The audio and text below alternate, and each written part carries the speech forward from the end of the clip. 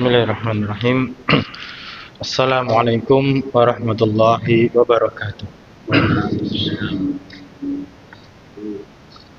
Innal hamdalillah nahmaduhu wa nasta'inuhu wa nastaghfiruh wa na'udzu billahi min shururi anfusina wa min sayyiati a'malina. Man yahdihillahu fala mudilla lahu wa man yudlil fala hadiya lahu. Asyhadu an la ilaha illallah wahdahu la syarika lah wa asyhadu anna Muhammadan abduhu wa rasuluh. Allahumma salli wa sallim wa barik ala nabiyyina Muhammad wa ala alihi wa sahbihi wa man tabi'ahum bi ihsanin ila yaumil qiyamah. Amma ba'du. Bapak-bapak dan ibu-ibu sekalian rahimani wa rahimakumullah, arsyadani Allah wa iyyakum ila sabilihi wa ta'atihi. Semoga Allah Subhanahu wa taala senantiasa merahmati kita semua dan juga senantiasa membimbing kita di atas jalannya yang lurus dan juga menolong kita untuk bisa istiqomah di atas ketaatannya hingga akhir hayat kita. Alhamdulillah, senantiasa kita panjatkan puji syukur kehadirat Allah Subhanahu wa taala yang masih memberikan kenikmatan yang begitu besar bagi kita semua.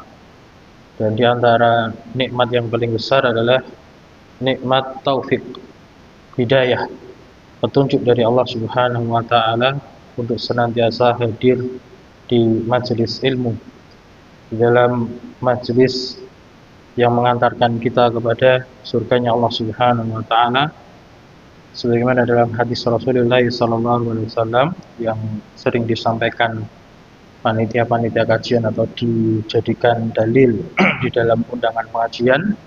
Itu Rasulullah bersabda, man salaka tariqan, barang siapa yang menempuh suatu tariqan, suatu jalan, yaltamisu fihi ilma, yang di dalam jalan itu dia berusaha untuk meraih ilmu, sahalallahu bihi, maka Allah akan mudahkan dia dengan ilmu tersebut.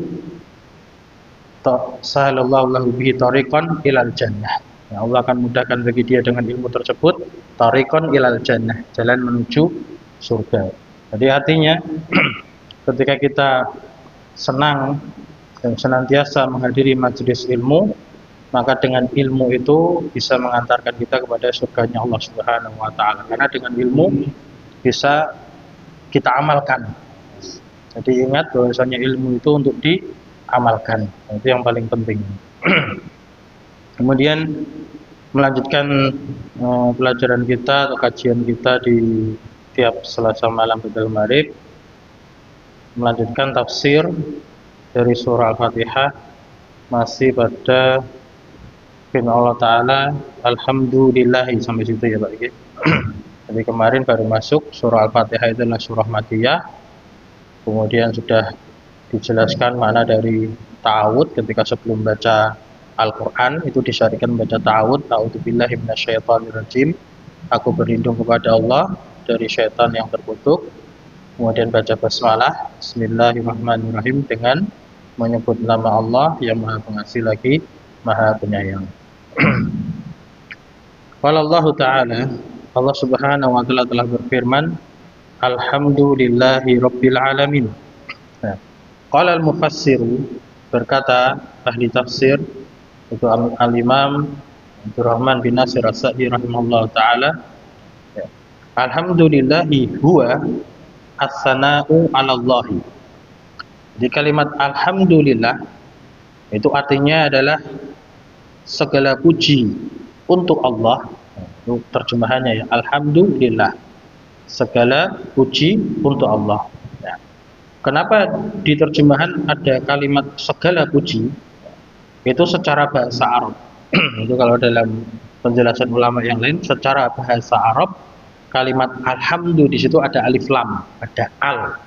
Nah, alif lam di situ dalam bahasa Arab atau nahwu itu ada faedah lil istighraqiyah. Istighraq artinya apa? Keseluruhan. Jadi seluruh pujian secara mutlak itu adalah lillahi, untuk Allah Subhanahu wa taala. Jadi segala pujian untuk Allah Subhanahu wa taala. Kemudian kalimat alhamdu. Alhamdu itu terjemahnya adalah pujian. Nah, sedangkan di dalam bahasa Arab itu ada dua kata mirip, ya. Artinya tapi sama. Secara bahasa Indonesia itu pujian, memuji. Yang satunya ini alhamdu, itu berasal dari kata hamida yahmadu. Hamida yahmadu hamdan. Itu kalau sorofnya gitu Pak. Hamida yahmadu hamdan fahuwa hamidun wa dzaka mahmudun kan itu. Kalau yang belajar sorof ini. Nah, kalau hamida yahmadu hamdan, ini muncul kalimat alhamdu, itu artinya pujian yang diiringi dengan takzim, pengagungan, wa mahabbah, dan juga rasa cinta. Ya. Makanya ketika kita memuji Allah Subhanahu wa taala menggunakan kalimat alhamdu. Ya. Sedangkan ada kata dalam bahasa Arab mirip, hurufnya sama, cuman dibalik sedikit, yaitu madaha. Madaha, kalau ini kan hamida yahmadu hamdan. Kalau madaha yamdahu madhan, madah itu artinya juga pujian, tapi tidak diiringi pengagungan dan rasa cinta. Tidak ada pengagungan sama sekali. Contohnya apa? Contohnya pujian, misalkan kita melihat orang yang tidak kita kenal, atau melihat anak kecil, kok pinter anaknya itu. Nah, kita kan memuji, oh, masya Allah anak ini pinter men, bocah kok pinter men. Kan tidak ada pengagungan pada dia, hanya sekedar memuji saja. Itu namanya madah, madah yamdahu. Nah, sedangkan dalam firman Allah Subhanahu wa taala dalam surah Fatihah ini alhamdu, itu artinya pujian yang diiringi dengan takzim, pengagungan, dan juga mahabbah, rasa cinta kita kepada Allah Subhanahu wa taala. Nah, kemudian di sini Syekh Nasir Abdurrahman bin Nasir As-Sa'di rahimahullah taala berkata, alhamdulillahi huwa as-sana'u 'alallahi bisifatil kamal. As-sana' itu artinya juga pujian. Ya. Pujian Allah kepada Allah, ya, bisifatil kamali, dengan sifat-sifat kesempurnaan. Ya, makanya kita terjemahkan itu, masya Allah, dalam sekali itu kalimat alhamdulillah. Kalau terjemahannya bisa dipanjangkan panjang ya. Segala pujian yang sempurna, mutlak, seluruhnya pujian itu hanya untuk Allah Subhanahu wa taala. Nah, jadi luar biasa, sangat apa dalam sekali makna kalimat alhamdulillah. Nah, kemudian pujian tersebut juga diiringi dengan bi af'alihi dairati bainal fadli wal adli. Jadi memuji Allah itu dengan pujian sifat yang sempurna, bi af'alihi dairah, dikarenakan fiil-fiilnya Allah, ya, perbuatan-perbuatannya Allah itu ada irah berpusar, ya, bainal fadli wal adli, di antara keutamaan dan keadilannya Allah Subhanahu wa taala. Ya. Jadi kenapa kita memuji Allah Subhanahu wa taala? Karena semua perbuatannya Allah itu pasti berkisar atau berpusar antara al-fadl wal adl, keutamaan dan keadilan. Contohnya misalkan kita memuji Allah Subhanahu wa taala, ya. Sebelumnya saya tambah sedikit, ada perbedaan antara tahmid, ya, memuji Allah dengan kalimat alhamdulillah, dengan rasa syukur. Ya, syukru. Ya. Katakan kita juga sering mengatakan alhamdulillah wa syukru lillah, itu. Ya. Apa perbedaan antara alhamd dengan asyukur? Ya. Kalau alhamdu itu dalam konteks keadaannya kita mengucapkan kalimat alhamdu itu umum, lebih umum daripada syukur. Artinya apa lebih umum dari syukur? Dalam semua keadaan kita itu memuji Allah Subhanahu wa taala. Ketika kita mendapatkan nikmat, kita menyebutkan alhamdulillah. Dalam hadis yang sahih, Rasulullah kalau mendapatkan kenikmatan dilengkapi alhamdulillahilladzi bi ni'matihi tatimmus shalihat. Biasanya gitu. Alhamdulillahilladzi bi ni'matihi tatimmus shalihat. Jadi kan gitu. Segala puji bagi Allah yang dengan nikmatan tersebut sempurnalah as-shalihat, kebaikan-kebaikan. Nah, itu ketika kita mendapatkan kenikmatan. Namun ketika kita tertimpa musibah, itu pun juga disyariatkan memuji Allah. Karena Rasulullah ketika tertimpa bahwa keadaan yang tidak disukai, musibah apa, beliau tetap menyarankan mengucapkan apa? Alhamdulillahi ala kulli halin. Alhamdulillahi ala kulli halin. Ketika sakit, ketika tertimpa musibah, kita tetap mengucapkan alhamdulillahi ala kulli hal. Artinya apa? Alhamdulillah, segala puji bagi Allah ala kulli hal, atas semua keadaan. Ya, dalam semua keadaan kita selalu memuji Allah Subhanahu wa taala. Nah, baru kemudian dikaitkan sama perkataan saya di sini. Karena apa? Kita selalu ya memuji Allah Subhanahu wa taala dalam semua keadaan, karena perbuatan-perbuatan Allah itu selalu berkisar, tidak akan lepas dari al-fadl wal adl, keutamaan dan keadilannya Allah. Ya. Allah Subhanahu wa taala memberikan kenikmatan kepada hamba-hambanya itu karena keutamaan dari Allah. Itu hak prerogatifnya Allah Subhanahu wa taala. Ya. Allah memberikan nikmatnya itu yuktihi mayyasha. Ya, Allah berikan kepada siapa saja yang Allah kehendaki. Karena itu merupakan keutamaan, kemuliaan dari Allah Subhanahu wa taala. Sebaliknya, ketika Allah Subhanahu wa taala menimpakan suatu musibah, ujian atau adab waliyadzubillah, maka itu Allah timpakan kepada makhluknya, kepada hambanya karena apa? Karena keadilan Allah Subhanahu wa taala. Ya, bisa jadi Allah timpakan musibah, Allah timpakan bencana itu karena dosa-dosa yang dilakukan oleh hamba itu sendiri. Ya. Karena dalam firman Allah Ta'ala banyak disebutkan dalam Al-Quran kan, zaharal fasadu fil bari wal bahri, telah nampak kerusakan di daratan dan di lautan. Itu kenapa? Bima kasabat aidinas, dikarenakan apa yang telah diperbuat oleh tangan-tangan manusia itu sendiri. Ya. Banjir ya karena apa ya? Karena orang-orangnya itu sendiri suka buang sampah sembarangan. Kemudian ada penyakit demam berdarah karena nggak suka bersih-bersih, hingga muncul nyamuk-nyamuknya itu. Jadi segala sesuatu itu ketika musibah menimpa kepada hamba-hamba Allah itu karena keadilannya Allah. Ya, Allah mengingatkan hamba-hambanya agar bertobat, agar kembali kepada Allah Subhanahu wa taala. Ya. Jadi tidak akan lepas itu perbuatan Allah Subhanahu wa taala itu dari dua sifat ini, yaitu al-fadl wal adl. Nah, itu tentang alhamd, pujian tadi. Jadi lebih umum. Sifatnya lebih umum. Kapan saja kita selalu memuji Allah Subhanahu wa taala. Baik ketika senang maupun susah, kita ucapkan alhamdulillah. Nah, berbeda kalau asyukru. Ya, kalau asyukru itu kita ucapkan ketika mendapatkan kenikmatan saja. Ya. Ketika kita misalkan diberi sama saudara kita, ya, diberi pemberian, maka kita ucapkan terima kasih. Jadi asyukru itu artinya terima kasih. Kalau dalam bahasa Arab itu kita ucapkan syukron, ya, gitu. Syukron ya akhi, ya terima kasih saudaraku kan itu.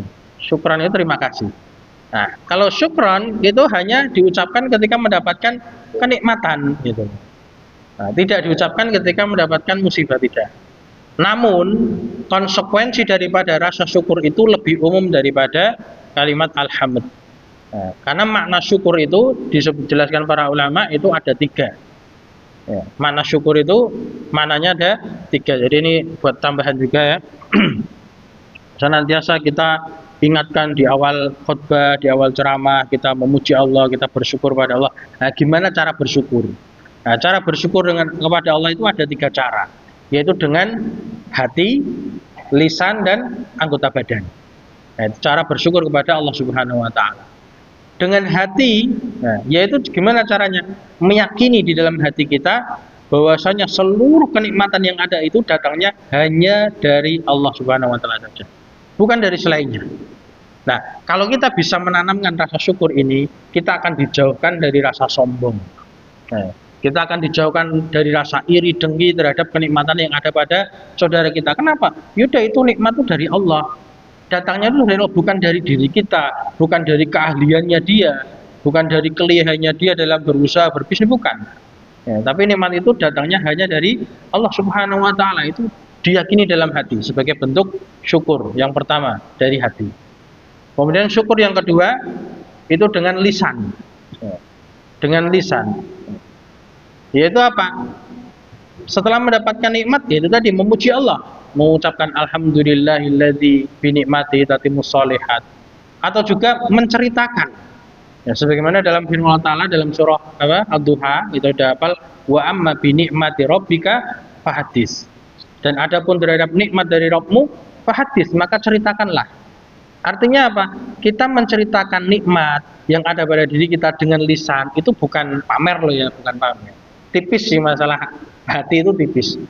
Antara pamer sama kita membiasakan lisan kita itu untuk bersyukur. Karena apa? Tabiat manusia itu tuh kurang bisa menjaga lisan. Kena musibah sedikit, bahasa Jawanya itu sambat, mengeluh, kan itu. Nah, bagaimana cara kita bersyukur dengan lisan? Kita tahan lisan kita agar tidak mengeluh. Tapi kita ucapkan apa? Kita sebutkan nikmat-nikmat yang Allah berikan. Ya. Ketika belum punya kendaraan yang bisa menaungi dari hujan, misalkan cuma punya motor, nggak punya mobil, misalkan ya musim panas, ya kita bersyukur. Alhamdulillah musim panas, ya, nggak kehujanan, kan itu. Nah, ketika hujan, alhamdulillah hujan, nggak kepanasan, kan itu. Jadi intinya kita cari nikmatnya aja itu. Nah, kita sebutkan kenikmatan yang ada pada diri kita yang Allah berikan kepada diri kita. Jadi kita gunakan lisan kita untuk bersyukur, bukan sambat. Duh, udan cuma duit ini bermotor, kudanan terus ya. Itu kan namanya dia mengeluh dia. Nah, gitu. Kita bersyukur aja. Hujan alhamdulillah nggak kepanasan, kan itu. Kalau panas ya alhamdulillah nggak kehujanan. Jadi ambil sisi positifnya. Nah, itu bersyukur kepada Allah dengan lisan kita. Adapun cara yang ketiga, bersyukur dengan anggota badan kita. Ya, bersyukur dengan anggota badan kita. Dan ini sebagaimana yang dicontohkan oleh Rasulullah Sallallahu Alaihi Wasallam ketika beliau senantiasa di malam hari itu beribadah kepada Allah, menjalankan apa? Qiyamul lail, sholat malam, hingga kaki beliau itu bengkak. Hingga kaki beliau bengkak. Nah, lantas Aisyah radhiyallahu taala bertanya kepada Rasulullah, mengapa wahai Rasulullah engkau melakukan hal ini? Kok seolah-olah menyiksa diri? Bukankah Allah sudah mengampuni dosamu yang telah lalu dan yang akan datang? Artinya Rasulullah kan maksum, jaminan surga. Tapi kok masih semangat dalam beribadah, menggunakan badannya, tubuhnya itu untuk ketaatan kepada Allah. Maka apa jawaban Rasulullah? Jawaban Rasulullah adalah afala akunu abdan syakura. Nah, tidak bolehkah aku itu menjadi hamba yang pandai bersyukur? Jadi hanya bersyukur itu apa? Menggunakan kenikmatan yang ada pada diri kita untuk ketaatan kepada Allah Subhanahu wa Ta'ala. Nah, itu tentang mana syukur. Adapun mana alhamdulillah tadi itu memuji Allah Subhanahu wa Ta'ala dengan pengagungan, dengan menyebutkan sifat-sifat Allah yang sempurna. Karena kan perbuatan Allah Subhanahu wa Ta'ala itu senantiasa berkisar di antara keutamaan dan keadilan. Falahul hamdul kamilu bijami'il wujuhi. Ya, maka lahu, untuk dia Allah Subhanahu wa Ta'ala, alhamdul kamilu, pujian yang sempurna, bijami'il wujuh, dengan semua sisi. Jadi dari semua sisi itu pujian yang sempurna bagi Allah Subhanahu wa Ta'ala, baik ketika kita mendapatkan nikmat maupun ketika mendapatkan musibah. Nah, itu makna kalimat alhamdulillah. Kemudian makna Rabbil Alamin. Makna Rabbil Alamin. Di dalam ayat ini itu memberikan pelajaran kepada kita tentang perkara yang sangat mendasar, yang mungkin banyak dari kalangan kaum muslim itu kalau ditanya itu masih bingung jawab, kemudian bingung dalilnya apa, padahal tiap hari kita baca. Jadi ketika apa? Seorang ditanya Allah itu apa atau siapa? Allah itu apa atau siapa? Nah, mungkin kita jawabnya macam-macam. Padahal dalam ayat ini itu sudah jawaban. Sudah ada jawaban. Alhamdulillahi Rabbil Alamin. Kalau secara nahwu, Rabbi, Rabbil Alamin ini adalah badal dari lafzul jalalah lillahi. Sehingga Rabbi di sini adalah tafsir yang menjelaskan tentang makna siapa itu Allah Subhanahu wa Ta'ala. Allah adalah Rabb. Allah adalah Rabb. Allah, kemarin sudah disebutkan, berasal dari kata alif lam tambah kalimat ilahun, yang disembah atau sesembahan maknanya. Jadi Allah lafzul jalalah, lafaz keutamaan bagi dialah Allah yang berhak untuk diibadahi. Kenapa Allah berhak diibadahi? Karena dia Allah adalah Rabb. Ya. Rabb itu secara bahasa Arab itu maknanya tiga. mencakup 3 perkara atau 3 sifat Allah Subhanahu wa taala. Yaitu nama sekaligus sifat ya. Al-Khaliq, Al-Mudabbir dan Al-Malik. Atau bisa dibolak-balik Al-Khaliq, Al-Malik, Al-Mudabbir. Artinya apa Rabb itu? Al-Khaliq yang maha mencipta. Al-Malik yang maha menguasai. Al-Mudabbir yang maha mengatur. Nah, jadi makna Rabb itu adalah yang maha mencipta, maha menguasai, lagi maha mengatur. Kalau dalam bahasa Indonesia itu ringkes, artinya ya sama-sama Tuhan. Kalau ditanya Allah itu apa? Tuhan. Rabb itu apa? Tuhan, kan itu sama. Ilah Tuhan gitu. Nah, semuanya Tuhan itu. Tapi dalam bahasa Arab itu maknanya mendalam, beda-beda. Nah, Rabb itu adalah yang maha mencipta, menguasai, lagi maha mengatur. Makanya di sini saya mengatakan Ar-Rabbu huwal murabbi. Ya. Jami'al alamina. Al-Murabbi itu adalah dalam syarah itu sighah isim fa'il. Artinya yang melakukan, zat yang melakukan tarbiyah. Rabba yurabbi tarbiyatan. Zat yang maha mentarbiyah. Ya. Apa makna mentarbiyah tadi dari makna Rabb tadi? Yang maha mengatur, menguasai dan mencipta. Dan sering diartikan memelihara juga bisa. Jadi dialah Allah adalah Murabbi Jamil Alamin, yang mengatur, menguasai, memelihara dan menciptakan Jami'al Alamin, seluruh alamin, alam semesta. Seluruh alam semesta. Nah, lalu ini pertanyaan, alam semesta itu apa atau siapa? Maka Syekh mengatakan al-alamin itu maknanya wahum man siwallahi. Dan mereka, yaitu al-alamin, alam semesta itu adalah man siwallah, siapa saja selain Allah Subhanahu wa taala. Siapa saja selain Allah, maka dia adalah termasuk alam semesta. Siapa saja ataupun apa saja.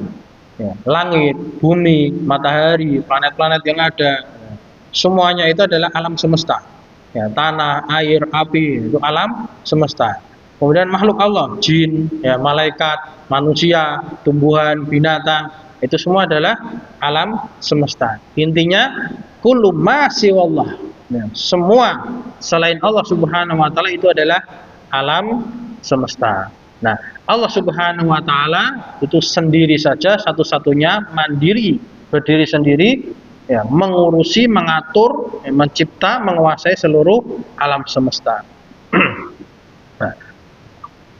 Huwal murabbi jami'al alamina wa hum man siwallah bi khalqihi lahum.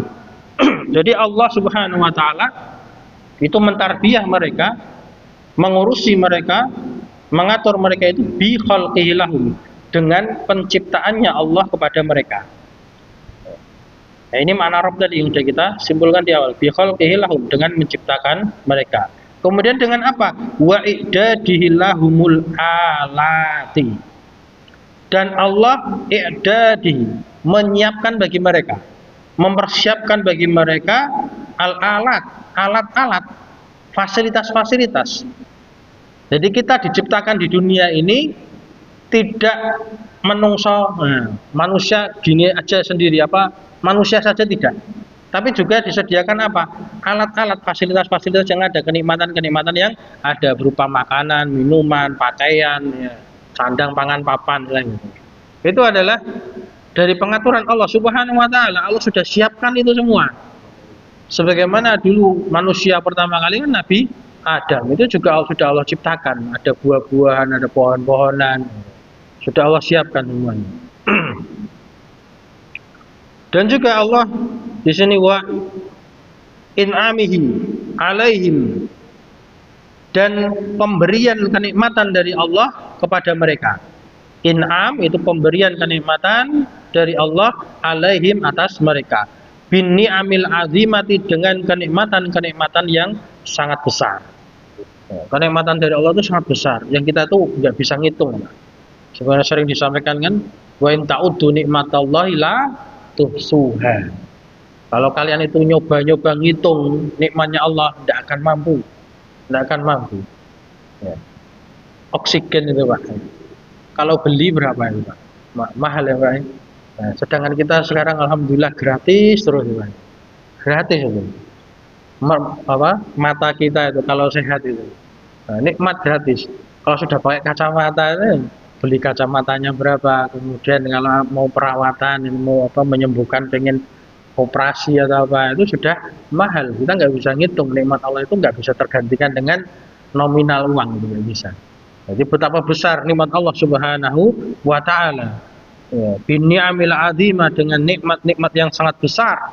Maka Syekh pun mengatakan allati lau faqaduha, yang apabila mereka makhluk-makhluk Allah itu faqaduha, kehilangan nikmat tersebut, lam yumkin lahum al-baqa'u, tidak memungkinkan bagi mereka itu untuk tetap ada, untuk bisa baqa', untuk tetap bisa eksis, tetap ada, itu enggak mungkin.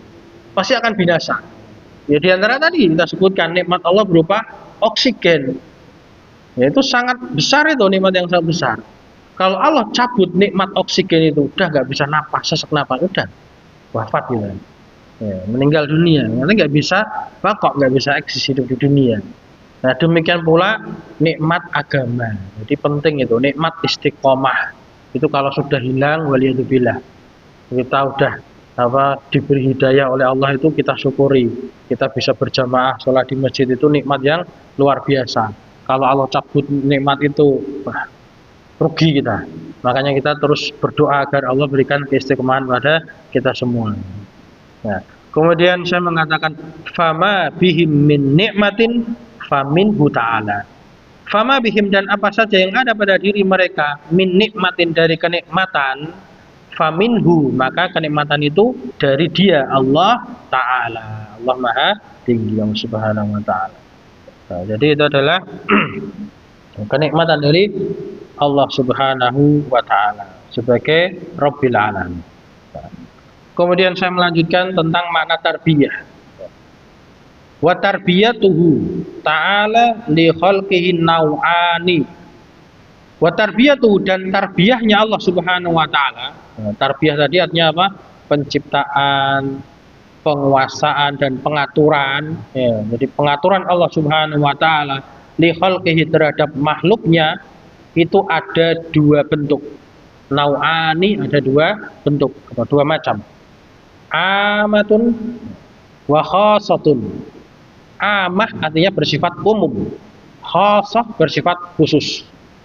Jadi tarbiyahnya Allah ada dua. Ada tarbiyah amah, tarbiyah yang umum, dan tarbiyah yang khasah, yang khusus. Ya. Fal amatu, maka tarbiyah Allah yang bersifat umum, hiya khalquhu lil makhluqin, adalah penciptaannya Allah terhadap seluruh makhluk. Seluruh makhluk secara umum, yang muslim maupun non muslim, yang beriman maupun yang tidak beriman, yang tua, muda, laki-laki, perempuan, kaya, miskin, semuanya. Itu adalah tarbiyahnya Allah Subhanahu wa Ta'ala. Allah telah menciptakan mereka semua. Ya. Wa rizquhum, dan pemberian rizkinya Allah kepada mereka, itu termasuk tarbiyah yang umum. Karena Allah memberikan rizki kan nggak cuma hanya kepada orang-orang yang beriman saja. Orang yang nggak beriman kan juga diberi rizki oleh Allah Subhanahu wa Ta'ala. Nah itu namanya tarbiyah umum. Jadi kita jangan iri, jangan heran, jangan takjub dengan orang-orang yang tidak beriman kok rezekinya lancar. Itu namanya tarbiyah secara umum dari Allah Subhanahu wa Ta'ala. Ya, Allah Maha Fadl tadi.